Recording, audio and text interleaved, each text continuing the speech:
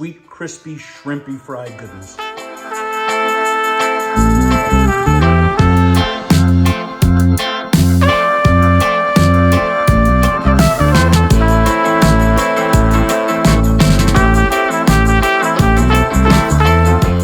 My ode to the great state of Maine. Lobster chowder with a nice little piece of buttered toast, some chives and parsley and tarragon. This, my friends, inspired by Maine Week, a state that I adore. How do we make this? In 3, 2, 1, I'm gonna show you how. The first step in this process is to dispatch our lobsters. These are live lobsters. I have 3 of them. Omaris americanus, otherwise known as the Maine lobster, the North Atlantic lobster. This is a beauty. Pound and a half in general kind of works for me. Not too big, so none of the meat is tough. Small enough so it fits in conventional pots and pans. And you have to dispatch them. And there's a couple ways that you can do that. So the humane way to do it, if you really have problems with it, is just put them in the freezer for 25 minutes. They go to sleep. And then you can put them right into boiling water, or you can place the knife right in this groove behind the eyes and before the tail starts. It's about halfway down. You can kind of see that there's a line there. If you place your knife right in front of that groove and put it through, it instantly euthanizes them. Now, some people have a problem with that. That's fine. Use the freezer method. What I do is whatever box they come in or box that I have, in the garage, or, even a cardboard lid of some kind, is place them in that and then plunge the knife through. And by the way, you can put a towel over the lobster, even paper toweling, so that if you don't have to look at it. I don't. I just need something to catch any liquid that comes out of them, right? Makes sense. The other thing that I want to do is put about 1.5 inches of water in a big pot, put a metal steaming basket in it so the lobsters don't go in the water. I prefer steaming the lobsters for a couple of minutes before I start to break them down when I'm making chowders, salads. Anytime I want to extract the meat, but I also want to save the intense flavor of the shells for a stock or soup. So which knife do you think is best to dispatch a lobster?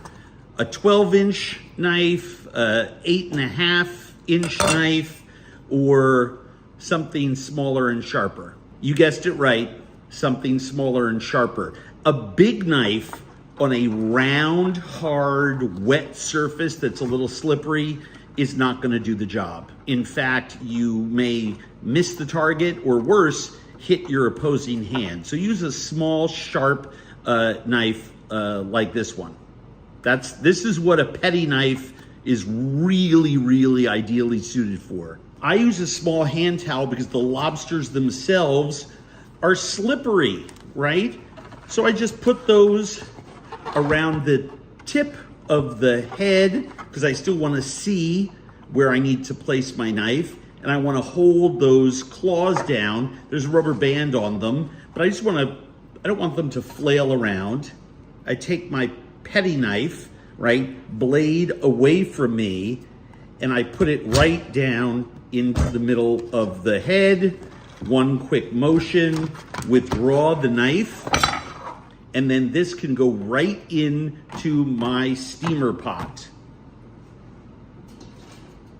I take another lobster. I'm actually gonna use 3 for this. And the reason that I'm going to use 3, and so far I have 2 males, which is unfortunate because I love the roe when it comes to making a chowder.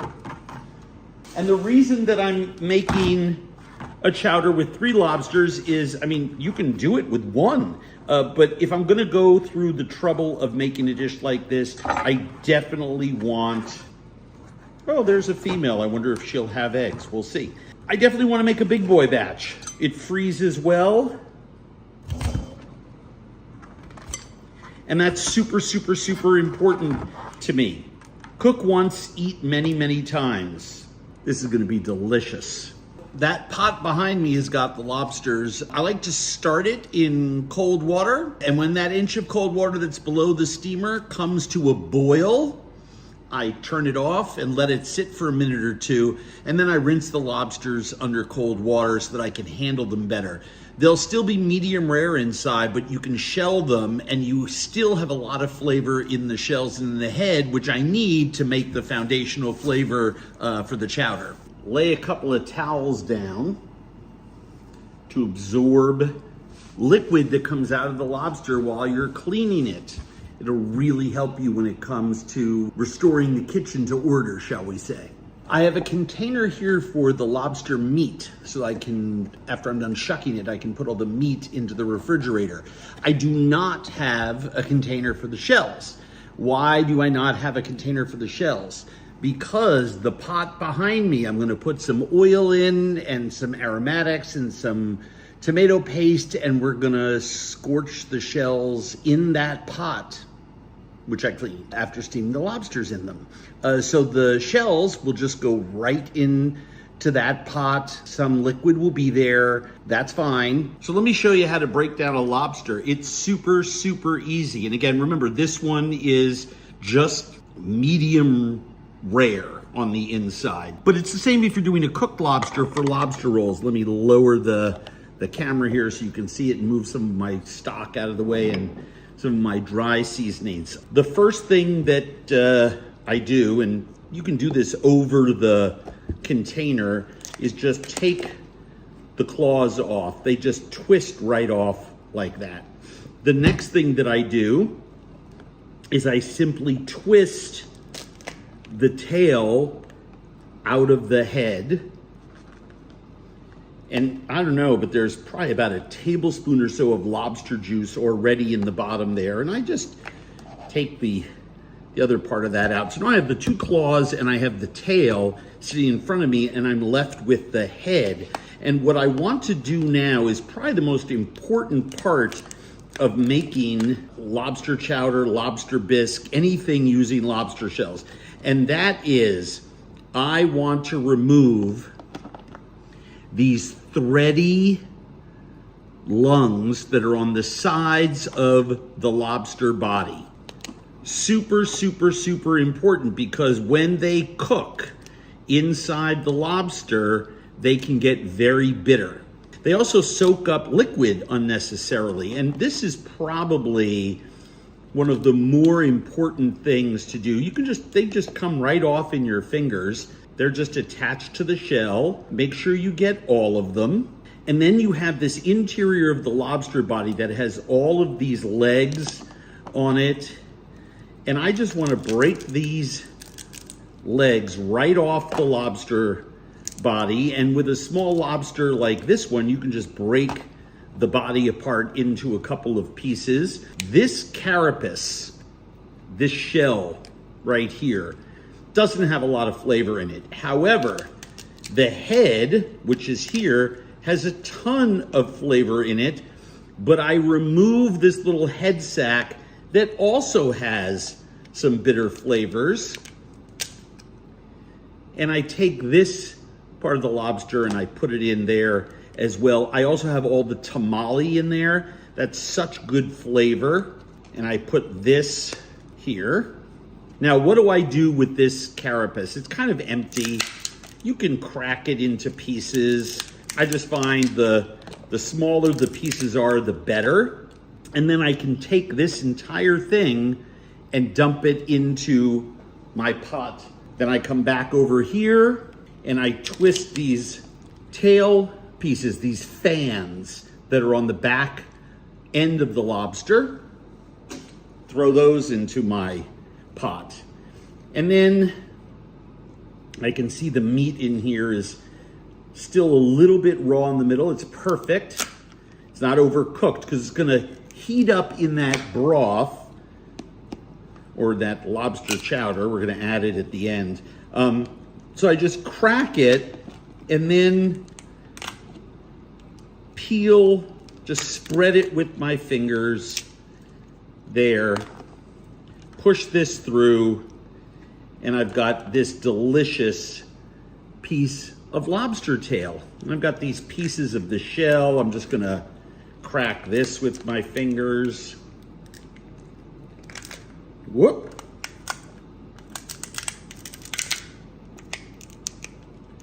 And put this into our pot as well. So now I've got my meat going in there. And I'm gonna do the same thing. There's always a lot of liquid in the shells and in the knuckles. Dripping out of there.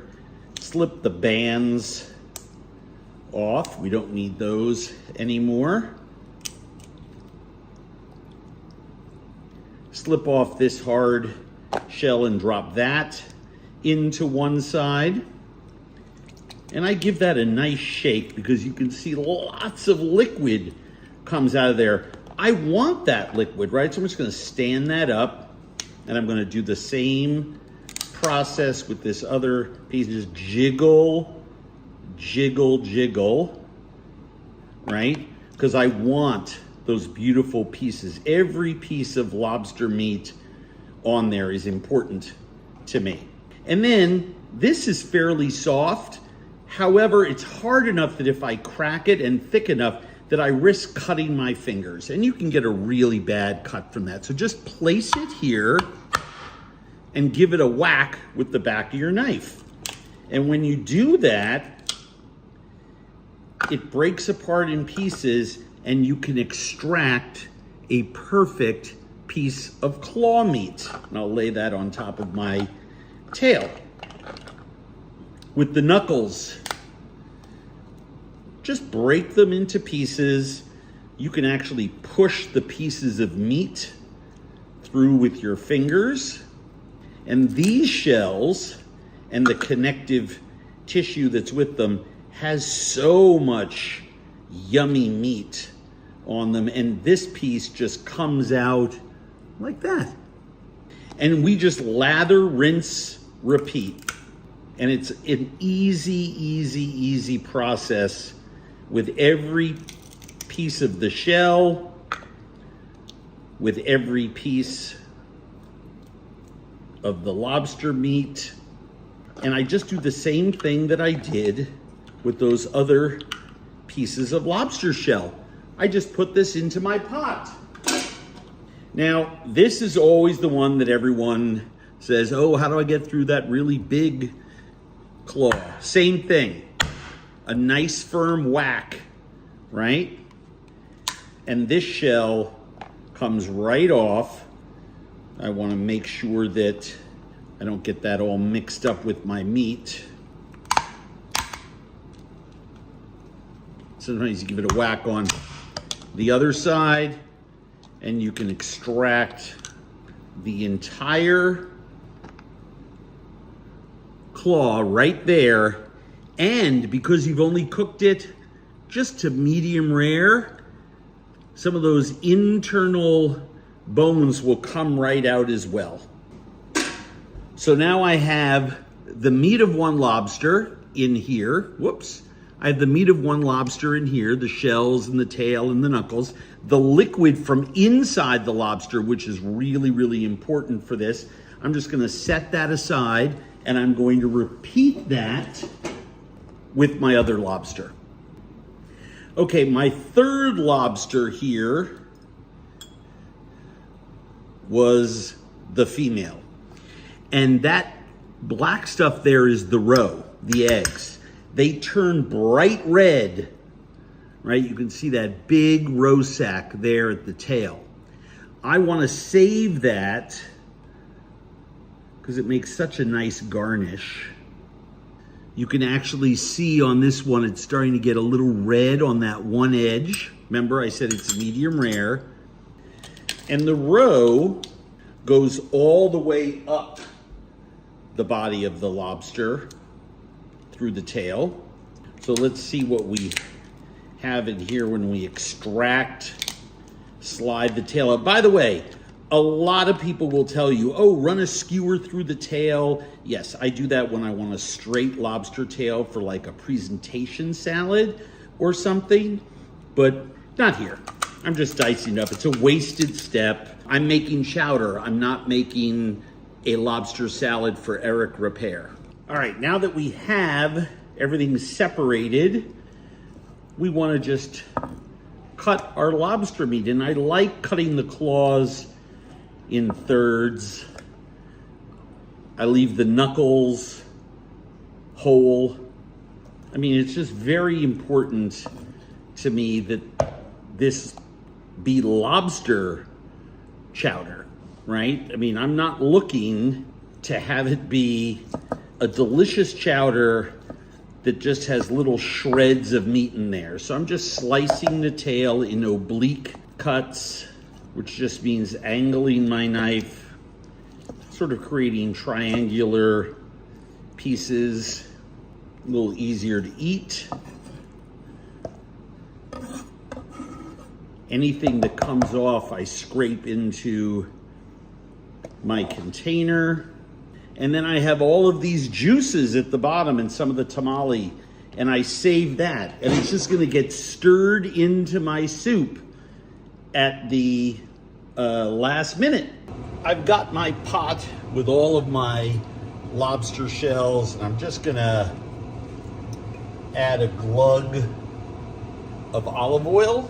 I don't like to add ground hot chilies to this because I don't want it to be spicy, but I'm going to add 2 whole chilies to this. And the reason that I add 2 whole chilies to this is that if they're left whole, they'll just make the soup warm, just with a little hint of spice. I'm going to add a tablespoon of my lemon shallot seasoning. It has freeze-dried shallots, tarragon, thyme, freeze-dried lemon peel in there. Not a lot, just a little. I really, really love thyme and tarragon in this, so I'm gonna add a tablespoon of really nice dried thyme from France. While that's getting in there, I'm gonna add the stems and the leaves of 2 sprigs of tarragon. I'm gonna add 2 big spoonfuls of tomato paste. The tomato paste is gonna scorch, and I'm actually rubbing this lobster on my back of my spoon just to get all that tomato paste off there. It's gonna caramelize on the bottom of this pot once the liquid evaporates and we start to hear some sizzling. So I have this on a medium heat, and once I hear it sizzling, I'm gonna start to turn down the temperature to gently sweat and caramelize it.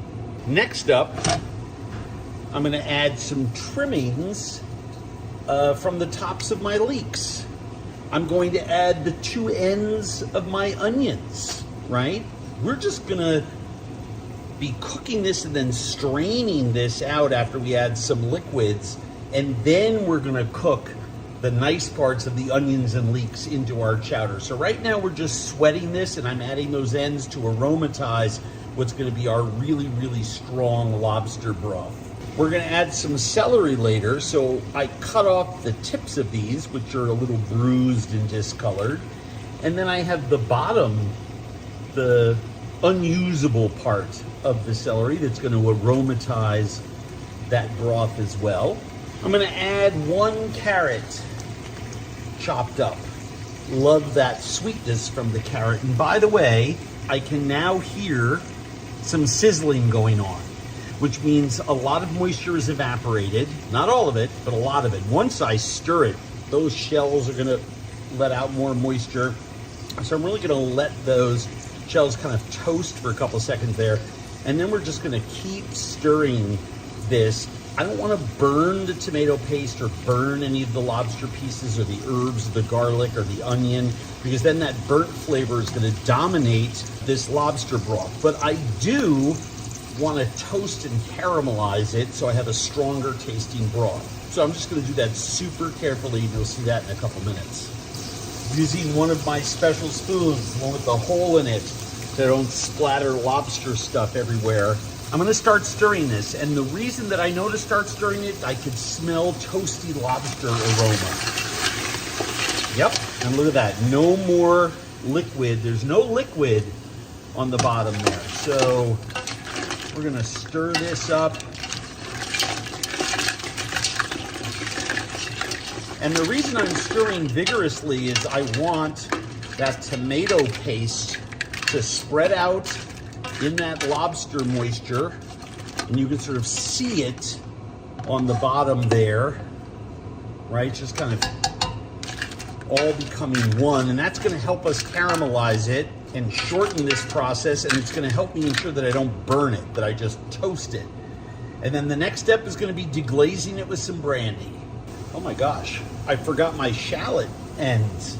They were hidden underneath some of my leeks and tarragon, but these, I have one shallot I'm gonna mince and I put in this, and I'm gonna add those in there.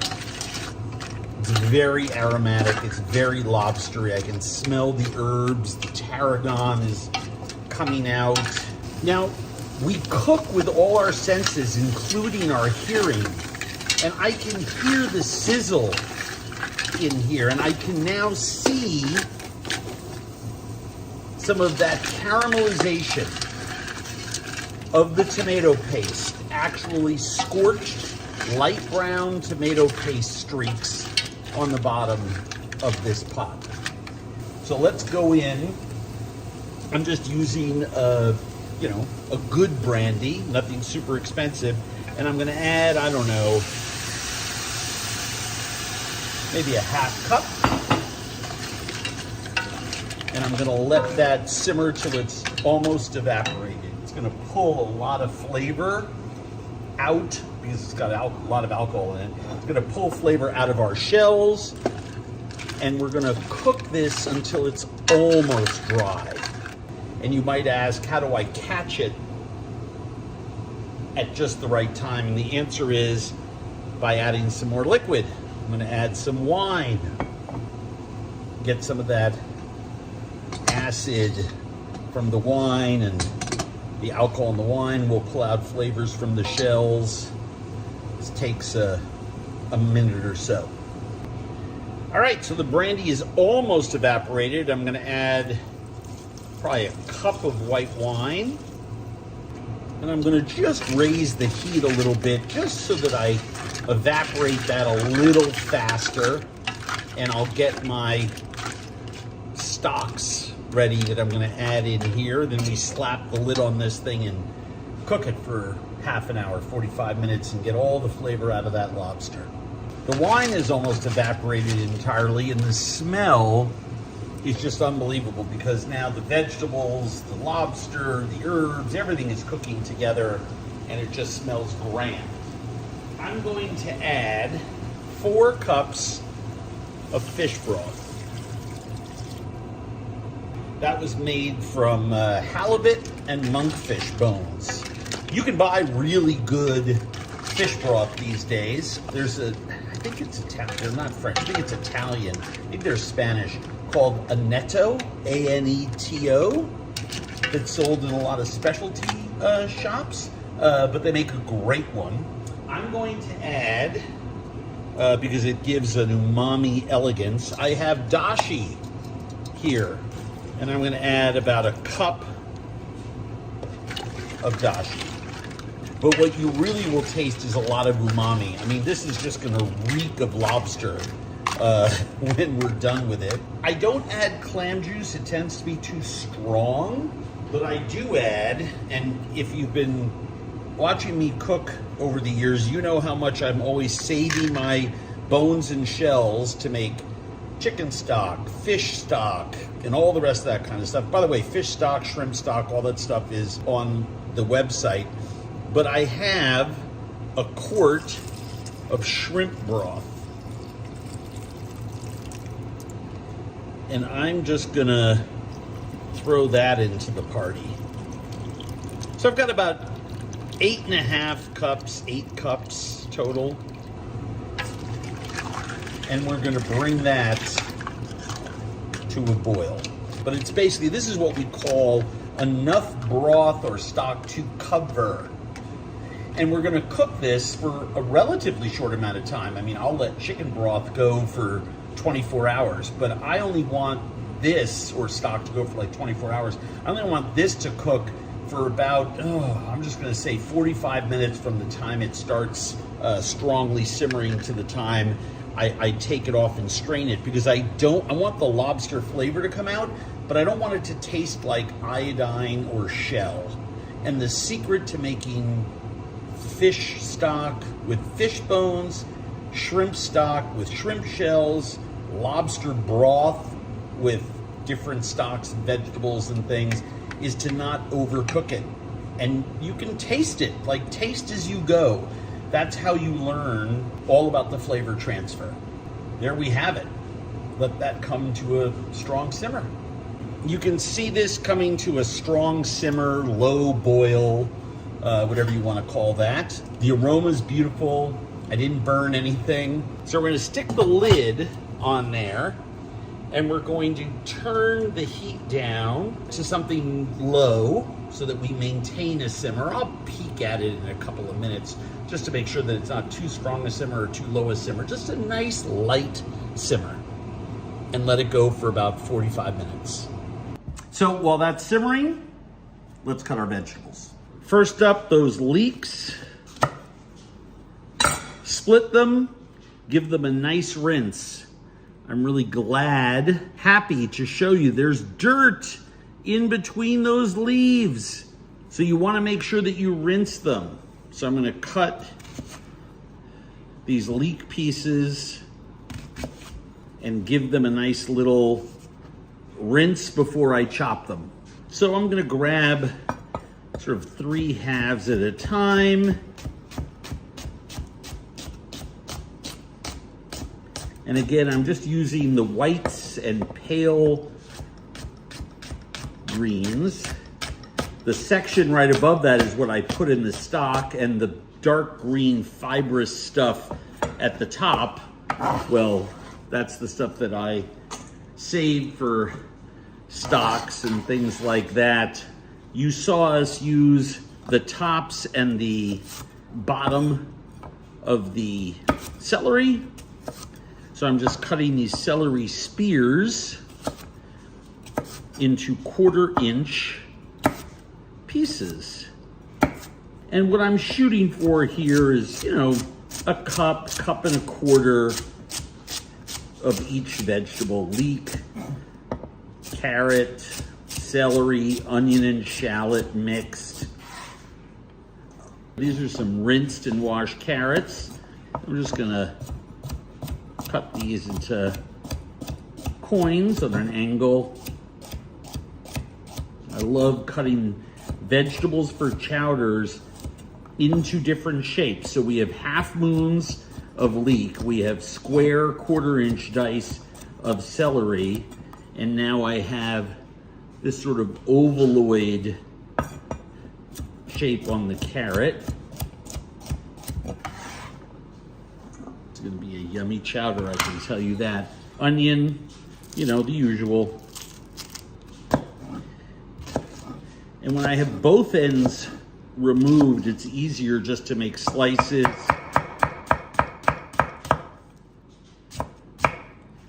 And again, I'm mimicking the celery here and going for like, a nice 1/4 inch dice on my onion.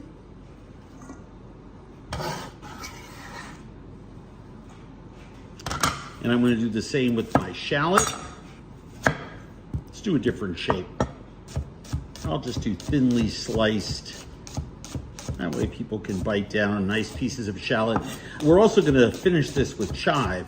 So we have 4 alliums in here: leeks, onions, garlic, shallot, and chive.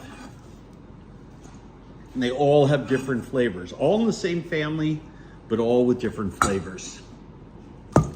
That's our bowl. But wait, there's more. Can you have a chowder without potatoes? I don't think so. These are some really beautiful, and by the way, you don't need, any potato will do, but I happen to love tiny little new potatoes. These are about the size of my thumbnail, and I'm just gonna cut them in half. That's all we need to do to them. They'll cook in the same amount of time that all these other veg do. But wait, there's more. I want to put tarragon in there a couple different ways. I want the tarragon that's in the broth right now, but I'm also going to strip some leaves off of there so that I have that beautiful, bright, fresh tarragon flavor in my chowder itself. And I'm going to do the same thing with parsley. We are building something incredible here.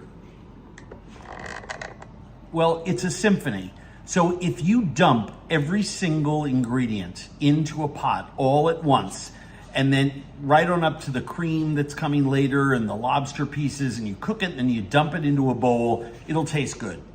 But by layering the flavors at different times and duplicating some of them, we're creating something symphonic. A handful of bigger pieces of parsley just cut right off the top. That's gonna go into our bowl with our veg. But I do wanna take a few tablespoons of parsley, chop it very finely, and I'm gonna use that with our chives to garnish this dish at the end.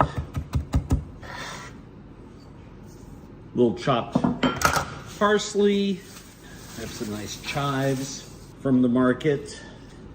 And then I'm just going to cut some really fine chives here, a few tablespoons, and I'm going to put them in there with my parsley and put a little damp paper towel on the top of it. That'll be a lovely garnish, along with a pat of butter. You heard me right, a pat of butter.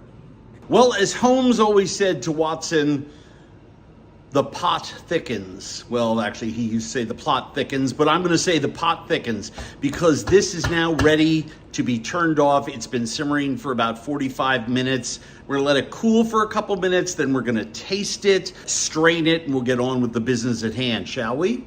All right, so some people like to let this cool completely and then they put it in a blender. I find that's a real problem. Some of the soft shells will puree right up, but, you know, good luck getting a blender to not burn out if you're grinding really big shells like that. So what I like to do is use an immersion wand. And this one is a pretty strong one from Vitamix, but KitchenAid makes a great one, Breville makes a great one. And all you want to do is turn it on and get it to high. And you just want to push down on some of those soft shells and vegetables. I'm not going after everything. I just run it along the bottom here. And I now am stirring to avoid the big shells. And that's it. With that simple action, doubled the flavor. New pot. And I'm using that just because it's big. And I have a chinoise here. It's named because it supposedly looks like a china cap. It's often called that. I think we have to come up with a new name for these. I buy them when they're on sale, which is frequently, check Amazon, get a good one that's nice and strong and really sturdy, because that way you can press down on solids.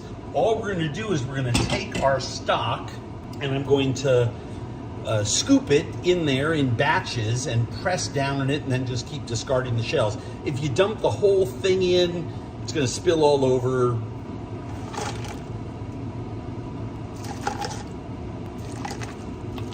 And I just keep pouring liquid through here. I'll leave the rest in there.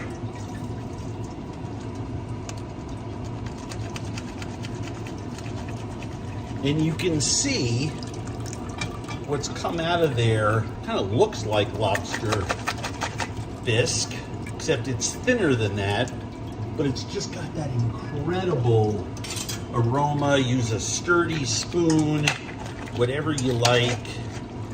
I'm a real big fan of pressing down on the solids, but be prudent about that. At a certain point, you just got to be smart and stop, right? You don't want to break your chinoise. You don't want to get anything pushed through the screen that doesn't belong in there, like shell. And we just keep adding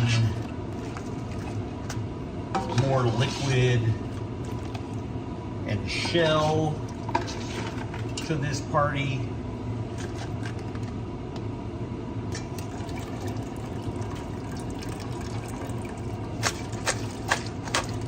We get a nice steady stream. And then I can push down on this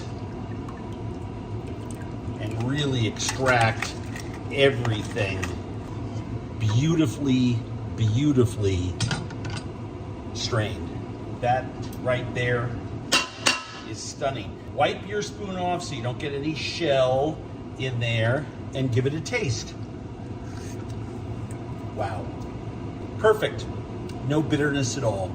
I now have put a little bit of a low flame underneath it. I'm gonna put a little bit, just like a quarter teaspoon or so of lemon juice in, just to brighten it up.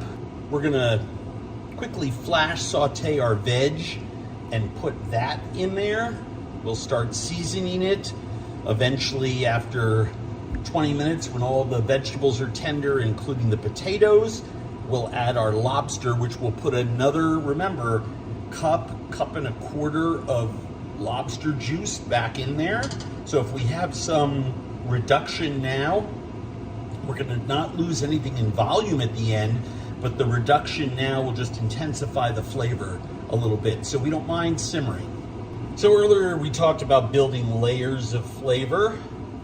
Put a tablespoon and a half of butter in that pan. If I dump the vegetables into the broth right now and simmered it, it would taste good, the finished product, but it's gonna taste great because I'm going to add all of this veg and saute it, kind of give it a little hard sear in this butter right here. And then that's gonna go into the soup when we simmer it. And we are really gonna make some high impact deliciousness right here. Butter is foaming.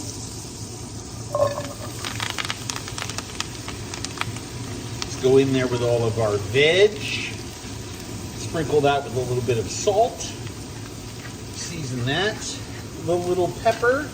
We'll season the soup later on, but I'm seasoning the veg. We did not put salt in the broth. We don't want to season the soup until the end. And this is already smelling awesome. So again, the reason I'm putting a nice sear on this veg is layers of flavor, layers of flavor, layers of flavor. But I'm not looking to brown anything. I'm just looking to sear it a little bit and get some flavor out in there. This is our broth,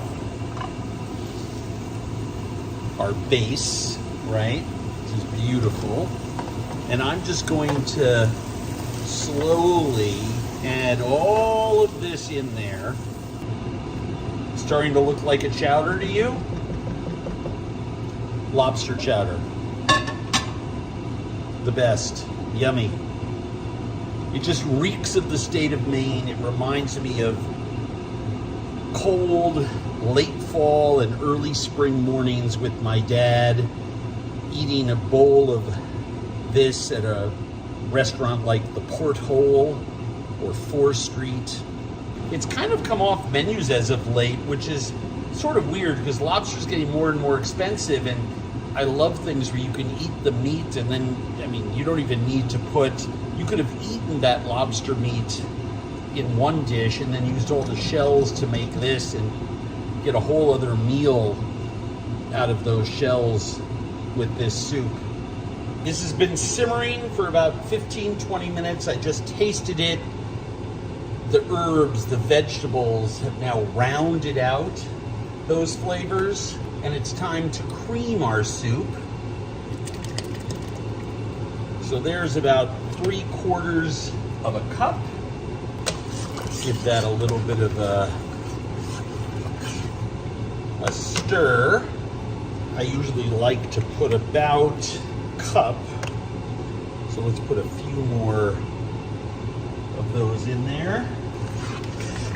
And we're gonna bring this to a simmer and let it cook for about 10 minutes and let the cream add some of its flavoring mojo to our chowder. So here's where things get really interesting. That cream has thickened that soup, and it's time to add that. I segregated this bowl of lobster juice and the tamale and the roe, but it's cold. That was in the refrigerator. So we need to let this come back to temperature. The perfect body. And this is also when, because I don't want to cook it anymore, I want to take all of my lobster meat, all of that chopped meat. We have, 3.5 cups of it. And we're gonna put that in there. And the reason I do this now is because, you can see, because it's medium rare, we have some juices there, and it's just more intense lobster flavor. The reason I do that now is that I'd rather bring the lobster slowly up to temperature. I don't want to drop it into boiling soup. That's why I added those juices first. Because what I'm able to do is add it to 190-degree liquid instead of 212-degree liquid. And I'm just going to slowly let that come up to temperature. Now, the most important thing to do right now, look, the body is absolutely perfect. All we want to do is taste it.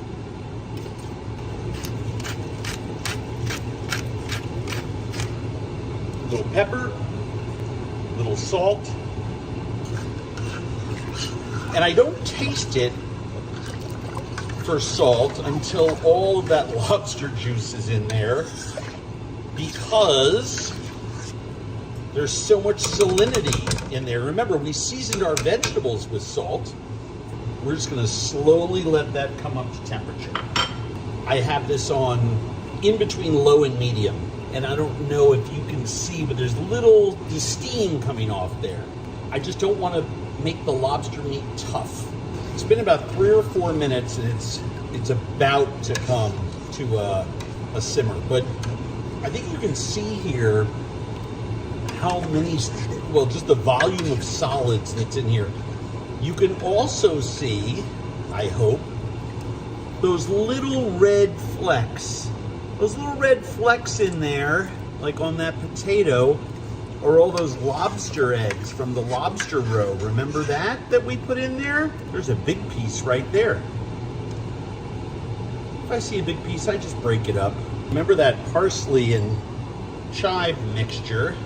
We are gonna put that on top of the soup as garnish, but it's really nice just to throw a little bit into the soup to season that as well. That's the second time we've seasoned with those herbs. Look at that. Perfection. And I'll tell you something, it tastes pretty grand as well. And so all I want to do is put a nice portion of chowder in each bowl. You can see just loaded with meat and vegetables. Pretty darn epic. Now, great chowders to me are always served with a little pat of butter melting on there, kind of emphasize the richness. Some chive and parsley, so you have that third seasoning of those herbs. Some people like oyster crackers with this. My dad used to tell me all the time, buddy, When you serve something like this, there's nothing better than buttered toast. And so there you have it. My tribute to the great state of Maine, lobster chowder with buttered challah that was left over from Passover. The irony is not lost on me. This stunning lobster chowder, just with a ridiculous amount of lobster in it. One of the best things I've made in a long time. Inspired by Maine Week, a state that I adore. Lobster chowder. Get on this. Would you like to make this delicious fried shrimp appetizer for your holiday celebration, whether it's Christmas Eve, Christmas Day, New Year's Eve, New Year's Day, anytime company are coming over that you'd like to serve a fun, crispy shrimp dish? Maybe you just want to serve them to yourself on a Sunday afternoon in front of the game. By all means do it, but by all means stick around because I want to show you how to make them. They're delicious. First thing we're gonna do is make our shrimp force meat, the stuffing inside the whole shrimp. Then we're gonna make our batter, then we're off to the races. I also want to make a dipping sauce, and one of my favorites for these is just a little bit of apricot preserve and a little bit of Asian, Chinese or Japanese mustard. Korean hot mustard will do as well. I buy them in dried form and rehydrate them. We'll get to that at the very end. Anyway, on to the shrimp. Microplane, garlic. I just want to pass this clove through. And then I'm going to do the same thing with this little end of young ginger.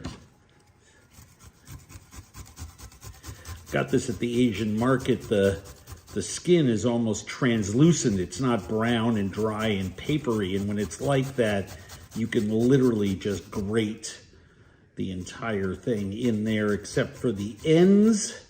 All right, you can just throw away the end. And I usually like to go about 1.5 or 2 to 1 ginger to garlic. I want to put a little bit of minced cilantro. If you're not a cilantro lover, you can skip this step. Just a few tablespoons, coarsely chopped. And then I want to make sure that I have my scallions. Very thinly sliced scallion greens. And I don't know, I mean, can you have enough scallion and shrimp when you're making a force meat from shrimp? I mean, scallions and shrimp just go together so well, just the best. Anyway, those are ingredients, 4 of them, that I have on hand always, because I cook a lot of Asian food. Dark soy sauce. It's thicker and a little saltier, and it's when you want a lot of soy sauce flavor without adding a lot of liquid. So I don't know what that was, maybe 1/2 teaspoon, 3/4 of a teaspoon. Cornstarch, not much, you know, maybe a teaspoon or so, just to hold the liquid inside. And then I've got my shrimp. And what I'm gonna do with them is I'm just gonna cut them in half, across the waist. They're peeled and deveined. And you're probably saying, well, why are you cutting them in half? You're gonna make a paste out of these on your cutting board. And the answer is yes, I am. But it's so much easier to do when these shrimp are already cut in half. Then I can come across them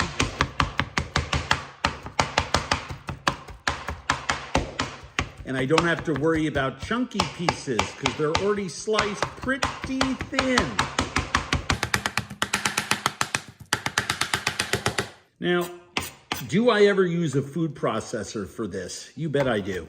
But only when I'm making like 60 or 80 of them, or making a few pounds of a forced meat for shrimp dumplings or something. If I'm just making 12, 20 pieces for Christmas Eve at my house, and that is about a cup of very well minced shrimp, almost to a paste, but not quite. And then that goes into my bowl with all of those other ingredients, like so.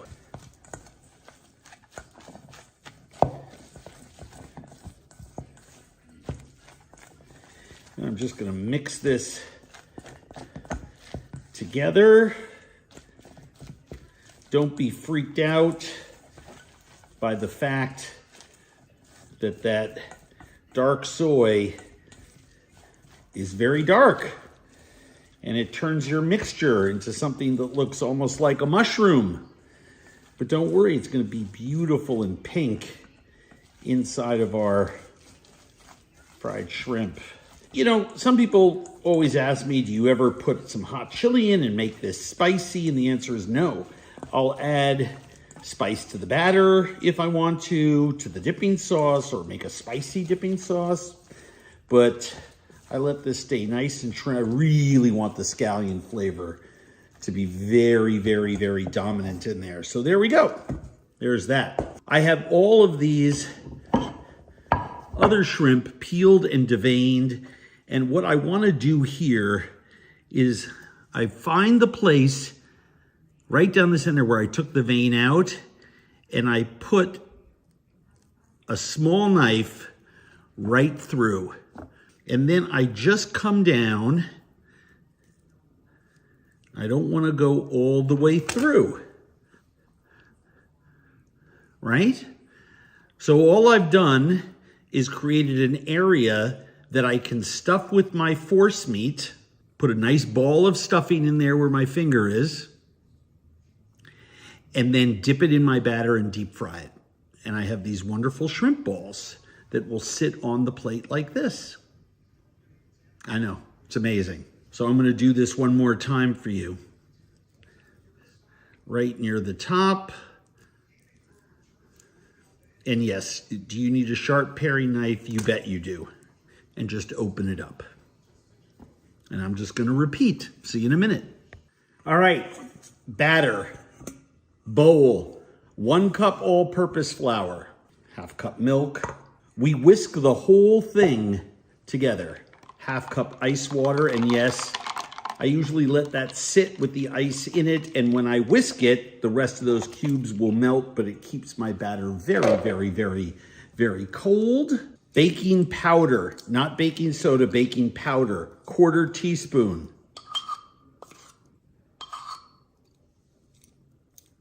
And a little bit of salt, also about a 1/4 teaspoon. And I just whisk it. And yes, I whisk it with the ice cubes in there. And I don't need to over whisk. That ice, nice and cold, keeps those gluten strands from forming. Right there, we're gonna let that sit to the side. We have our force meat. Let me make sure that my oil getting nice and hot over there. It is. And all I'm gonna do is take some of my shrimp, open it up, put that force meat in just like that. So it's a nice surprise. And then I usually let them sit with the stuffing facing up. And like with most things, one of the only mistakes that you can make with this dish is overstuffing, right? I mean, it's shrimp on shrimp. You don't need to worry about it sticking. There's just so much glucosamine, chondroitin, all of those sticky proteins in shrimp. that stuffing will stay right where you want it after you've let it sit there for a couple of minutes. Highly flavored with that ginger and garlic. It's just such a nice bite. Again, I'll move this closer so you can see it.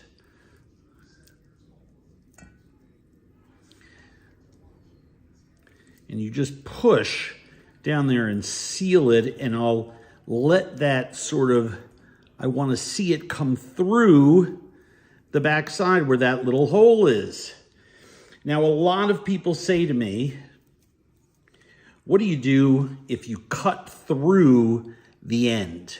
And instead of it staying attached, by the way, on these bigger shrimp, obviously, you put more stuffing. It's just going to be a bigger 2-biter. Well, I'm going to show you what to do if you cut all the way through. It's a total non-answer. You just curl those beautiful cut pieces of shrimp around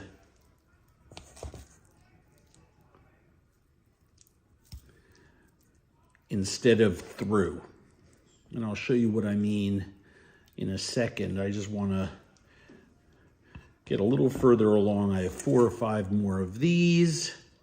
All right, so let's say when you're butchering your shrimp, by accident, you cut all the way through and it's completely split in half. No problem. Gather a little ball of the shrimp stuffing mixture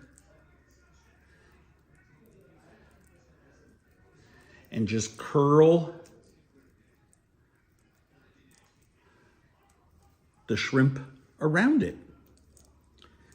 Batter it and fry it. Super simple. And if you have any shrimp left over, I have like half of one's worth. Just pat it together and fry it and eat it like a little snack-a-doodle for yourself, right? Easy peasy lemon squeezy. We've set up a little dredging station here.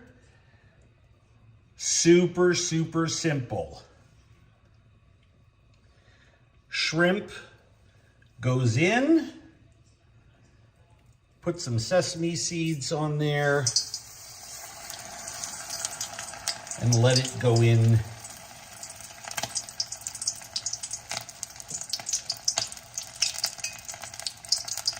to the batter. Could not be easier.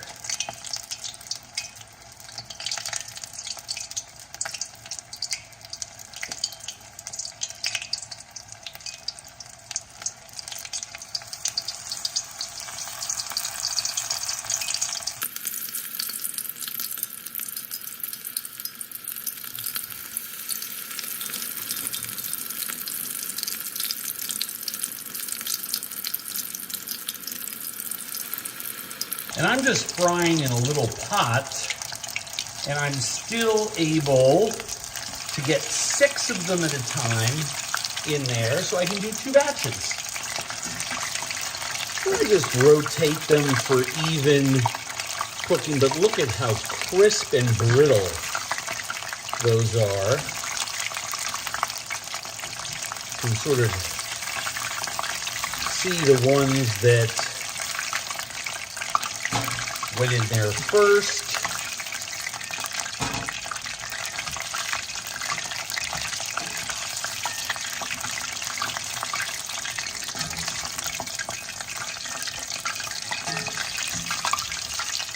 Super crunchy, crispy.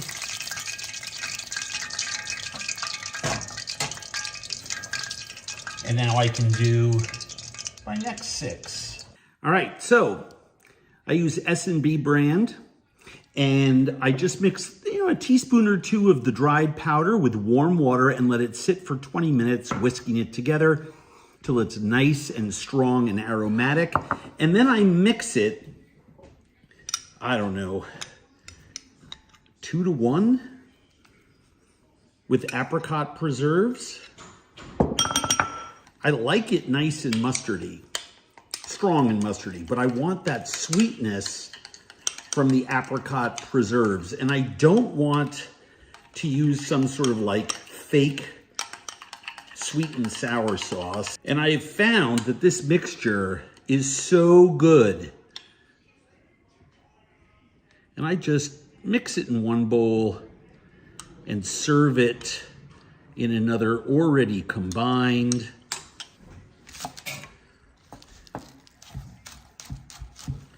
And just slide a little bit of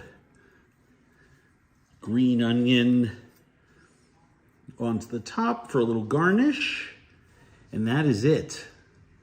Those gorgeous stuffed fantail shrimp that remind me so much of dining out with my parents in Chinese restaurants when I was a kid, but so easy to put together, so delicious, so crispy. You just gotta serve them hot out of the fryer. Don't let them sit.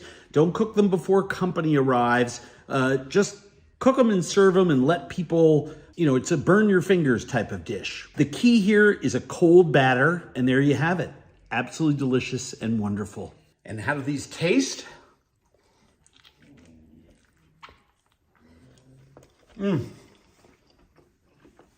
Sweet, crispy, shrimpy fried goodness.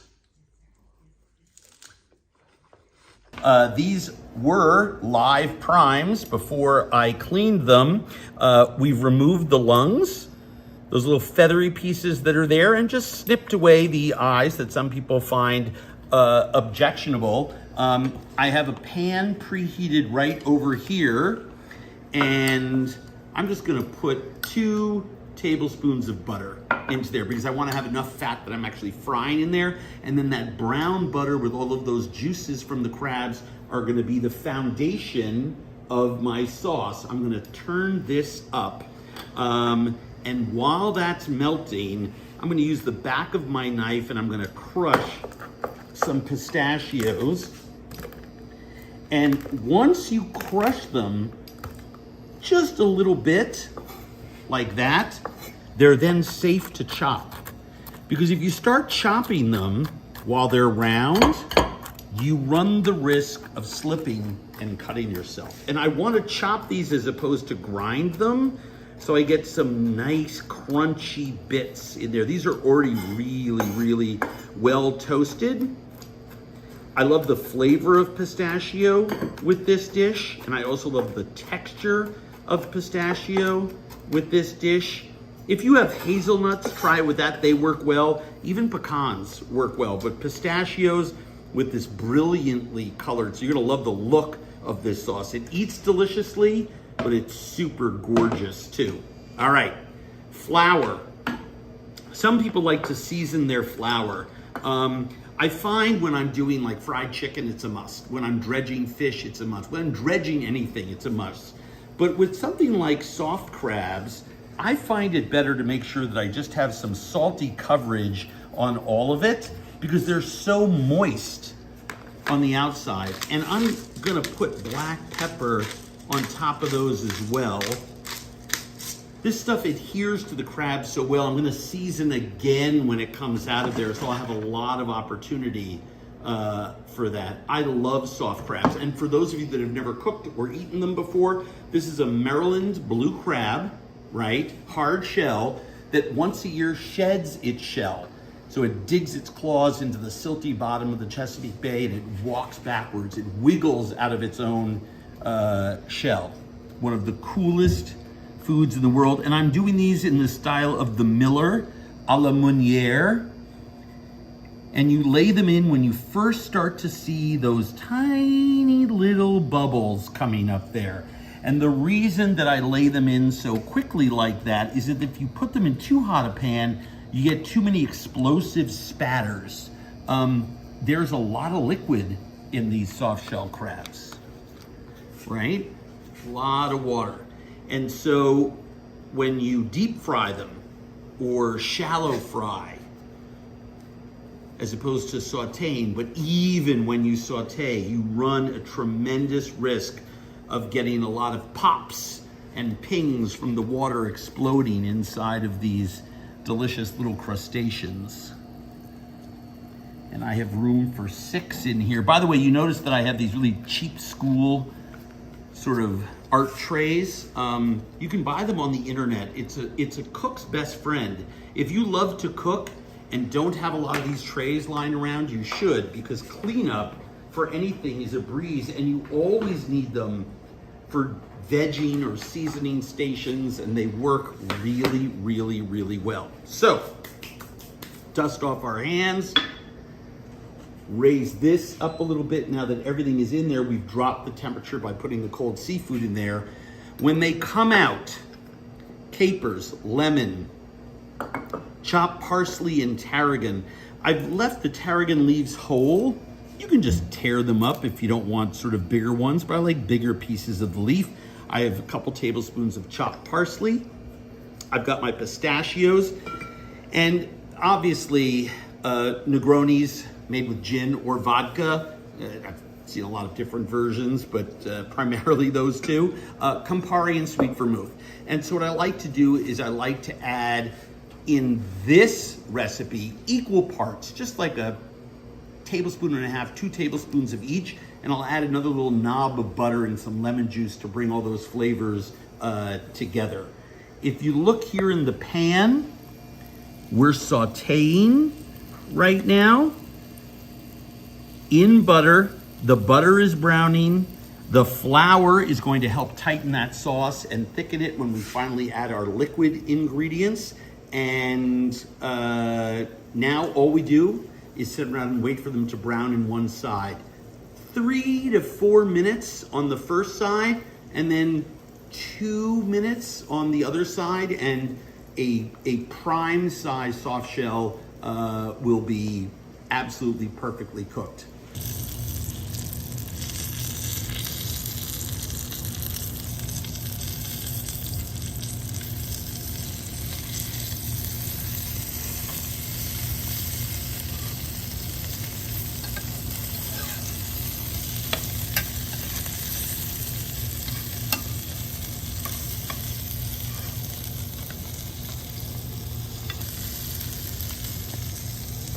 Well, those are about as perfect as soft shell crabs get. I'm not gonna lie to you. The giant truck that pulls up here every day didn't have my shallots on it. When I deglaze a pan like this, typically I'll put a tablespoon of minced shallots in there as well. If you don't have it, you can use an onion. If you don't have any, I would encourage you to still make the dish like we're doing here. But when the crabs come out, we're gonna work real fast. So I sort of wanna get ready for that. It's not like wok cookery where you have to have everything sort of mise en place, but you don't want to be scrambling at the last minute for a little strainer for squeezing lemon juice or cutting herbs or nuts or opening bottles while something is overcooking in a pan, because it happens rather quickly. And I'm going to stack my crabs on this plate much in the same way that I did on the tray before I put them in there. You can serve them family style if you like. You can put them on individual plates and go more restaurant style, but I really like doing this family style. And there is browned butter in there, and now I'm adding a little more fresh butter in there. And I'm gonna cook my capers, my herbs. I'm gonna hold back a little parsley just for the end, just so I have some nice fresh parsley to sprinkle on there. The smell of that tarragon, that anise flavor as it goes there is just absolutely divine. Now my lemon juice.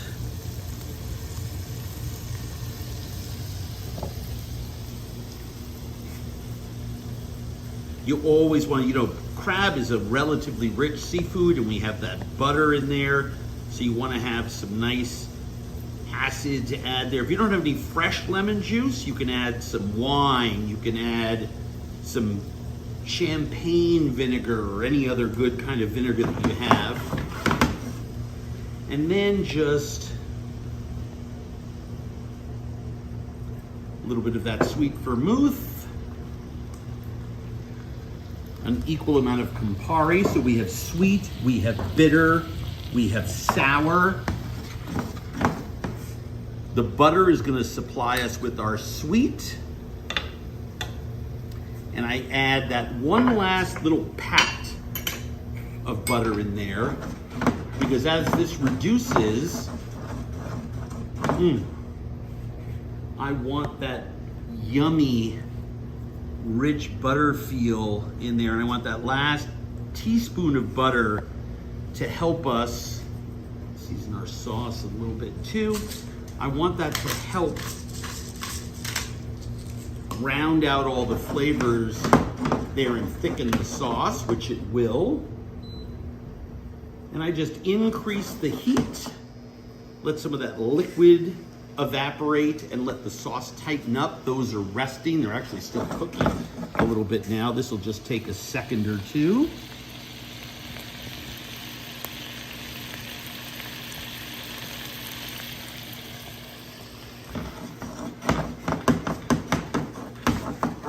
I want this nice and tight. So be patient. It doesn't take very long. Just be patient.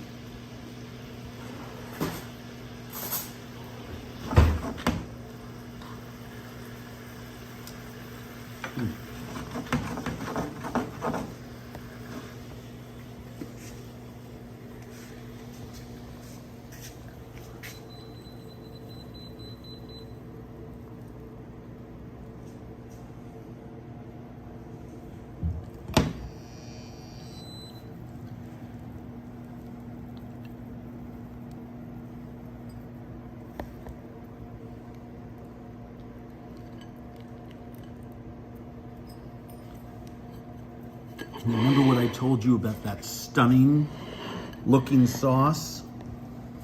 Look at how gorgeous that is. Oh, looks beautiful.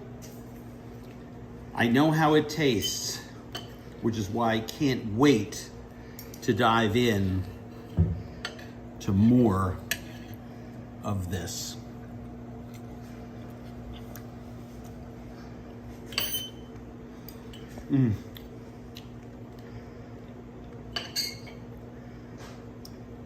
Fresh soft shell crabs, so much better than frozen. Perfect complementary sauce, a little sweet, a little bitter, a little tart. The herbs are fantastic, the crunch of the pistachios. This is a winner. Do it with any kind of fish or seafood, but please try it with soft crabs.